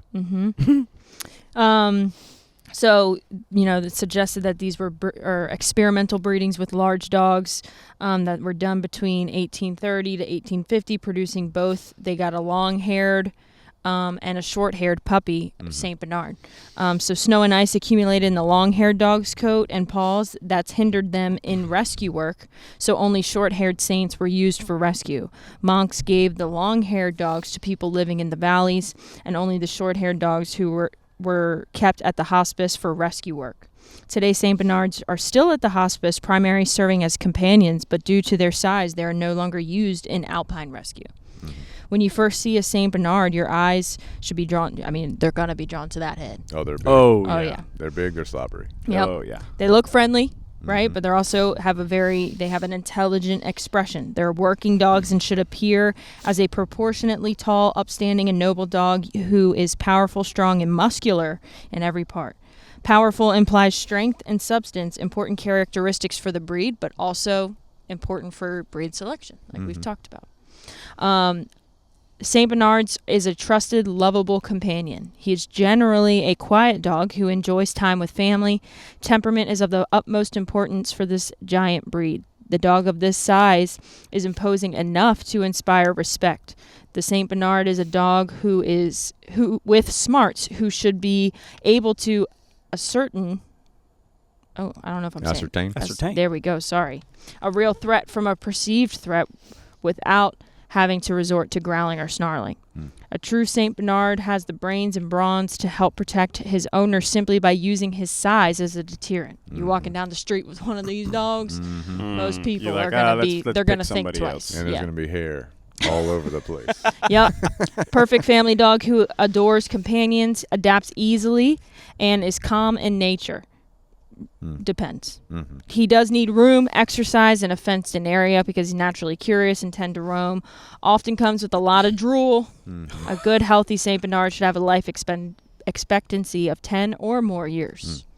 I've seen both ends where you've got the more relaxed St. Bernards and you've got the more Jacked. working Jack St. Bernards. Yeah. Right. Well, let's just say we got a client with a crew of St. Bernards. 3 St. Bernards. And when Lauren grooms them, You there's know. hair. You're inhaling hair. Oh, yeah. You're breathing Looks like it a in. snow globe. Oh, yeah.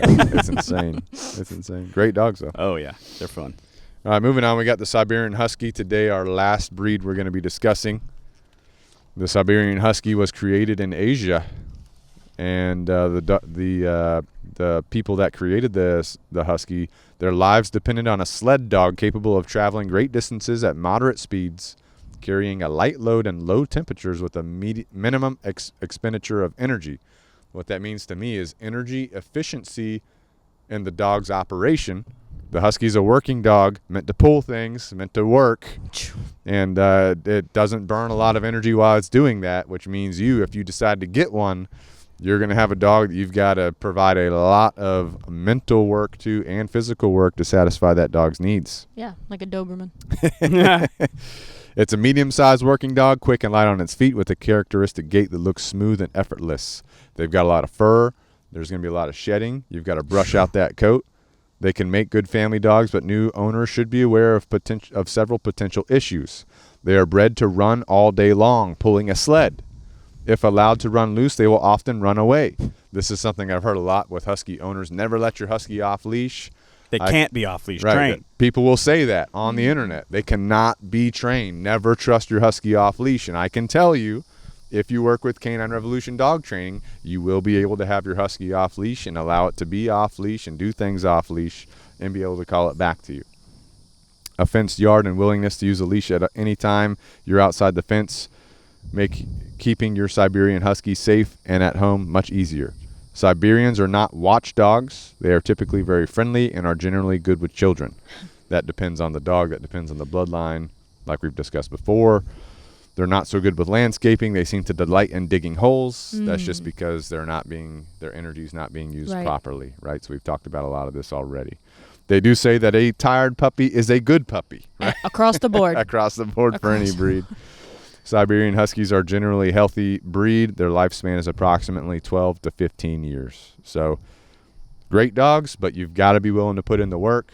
Their bred purpose was to pull things, so this would be a great dog to have pull things around. Get a sled, put a harness on the dog, have him pull weight for more exercise, playing fetch, being active, these types of things. You could probably do agility work with these dogs, but trained lots of Huskies. They're great dogs, very energetic. They love doing things, love being with the family. So if you're going to get a Husky, or if you have one, be ready to work. Yeah. Right? Be ready to be dedicated to working your dog. I think this was one of the breeds that, take over, like the Shepherds, where they're, super cute, and so it's exploded in... Well, Right. Disney, right? Disney makes... yeah. What's the sled dog? Sled dog. There's yeah. Balto and Togo, right? They had the Yeah. movies. You see an increase in Huskies. What Yep. happens? Bad breeding, Yeah. all Yeah. that kind of cute stuff. puppies, so everyone Yeah. thinks, They they are want cute them. puppies. And I mean, next thing you know, you have all these dogs, I think, that want to be rehomed. Yeah. They're not being utilized to the way that they should. They're not being exercised. I mean, and a Husky will let you know. They're not just going to settle and adapt. They're going to be vocal. Right. They're yeah, going they are to, very vocal yeah, in they're general go- as a breed. They'll let you Yeah. know you're doing something. I So mean, one of my worst bite injuries was a Husky. Yeah. Bad So I mean, breeding you on don't. that one. I've We've done high drive, super dominant Huskies. I've also surprisingly had quite a number of super chill Huskies that were just not heavy workers. They were good to chill out. You know what I'm saying? As with any breed, the important thing here to take away from all these discussions is that if you're looking into getting a dog, I would highly recommend a heavy evaluation of the breeders that you're considering to get the dog from. That is a service that we offer. We will vet breeders for you. We have a list of breeders that we maintain.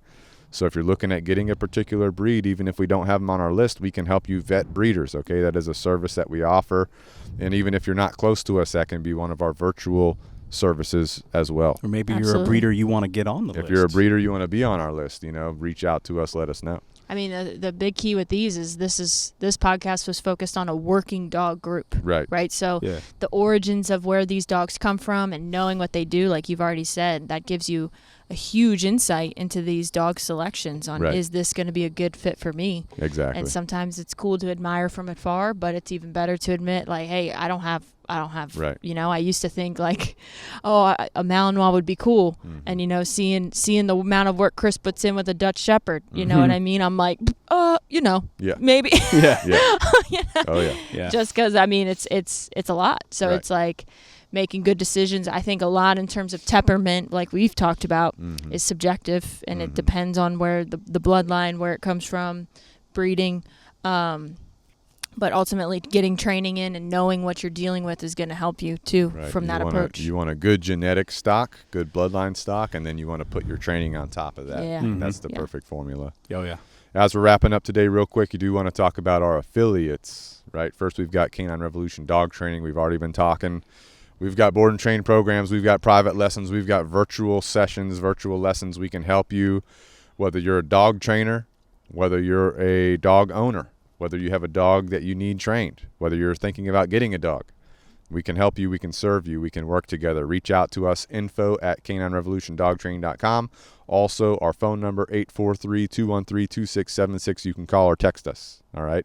Or you can reach out to us on any of our social platforms. This podcast will be on our Pack Talk Podcast YouTube channel, but we also have a Canine Revolution Dog Training YouTube channel. And we love feedback from our podcast discussions. We've got a lot of feedback on our last podcast about wiener dogs and basset hounds and the other dogs we've talked about. So please let us know your feedback. It's okay. And if you don't like the Doberman discussion, you can say so. It's okay. You won't hurt our feelings. Let us know what you think about Dobermans, all right? Also, we've got Canine Revolution apparel. So if you want to support the podcast or if you want to support yourself, you can go to Canine Revolution apparel on Amazon. You can get you a good to go shirt, good to go hoodie, because winter is coming. Winter is coming. You can get you a good to go beanie, because you never know. When winter gets here, they might not be available. You need it now. Good to go mug. You can get you a Canine Revolution logo shirt, hoodie, so far and so forth. If you're into guineas, if you're into homesteading, you need some guineas. So you can get you a guinea shirt. All right. Or two. There's two different ones. Right. Go on to Canine Revolution apparel on Amazon. You'll be linked up. You'll be good to go. Also, we've got We Feed Raw, optimal diet for your dog. Okay, you can go to wefeedraw.com, giving your dog the ancestral diet that your dog was meant to have. Optimizes their diet, optimizes their nutrition, optimizes their performance, optimizes their longevity. Okay, go to wefeedraw.com, use the discount code Canine Revolution, all caps. That gets you 25% off your meal plan. Check it out. You won't be disappointed. And if you are disappointed, let's say you sign up for a meal plan and for some reason you're disappointed, you can just cancel it. It's no big deal, right? Easy. Next up, we got Canine Super Supplements, caninesupersupplements.com. They've got the joint support, which highly recommended. We talked about working dogs. They're bigger dogs. They need joint support. The Great Dane even said you need joint support, right? The Canine Super Supplements joint support. They've got joint support. They've got the multivitamin, which supports your dog's immunity. They've got the puppy formula, which has raw goat milk powdered in the puppy formula, optimizing your dog. So at least get the joint support, but you can get all three if you want. Add that to your dog's food. You're going to see improvements in your dog's development. You're going to see improvements in your dog's longevity. And who doesn't want that? Nobody doesn't want that. We all want that, right? So we go to caninesupersupplements.com. We get what we need. We use the discount code Canine Revolution. That's going to get us 15% off. You won't be disappointed. Last but not least, we've got Jocko Fuel. Jocko Fuel, is supplementation to optimize yourself as a human. You can add milk into your dog's food too, though. Milk is just protein. All right. But real quick, Jocko Fuel, they've got the energy drinks. They've got the white tea. They've got the greens. They've got the creatine. They got the milk. They got everything you need. And I do want to hear Chris's feedback on the cookie and cream milk because he just had it. Well, to be fair, What? I can't give an unbiased review because We had an incident. we had an incident. Let me tell you what it's happened. 4th of July. You know what I'm saying? We had an incident. Chris put the cookie and cream milk into his blender, Which was good to go. and then he accidentally slipped and fell, and an ice cream sandwich fell into it as well. I Yeah. mean, so I ice do cream not blame sandwich you. went into the cookies and cream milk. There was a little bit of A2 milk in there. I don't blame Blended you it one up. bit. So it was stellar, right? But I'll have to get back to you That's on not solely biased. That's having just an accurate review. right. That's how it but should I be. can't just solely He review slipped. the milk. He slipped, and the ice Cookies cream and cream. sandwich Yeah. fell in. Hey, Yeah, but it was I- that was freaking delicious. If that's slipping, I slip all the time. That's fine. Yeah. So I So haven't had go it solely to- by itself. Go to jockofuel.com. Check out the milk. Check out the energy drinks, the clean energy, right? The greens, the creatine, all that stuff. Check it out. Optimize yourself. Use the discount code Canine Revolution for 10% off. Okay? As always, please leave us any feedback. Let us know what you want to hear. We've got more dog breed origins coming up. We've got a lot of dog breeds to get through. Do you see this book? Right? So keep checking out upcoming podcasts. Check out the previous podcast for more origins of dog breeds. Very important.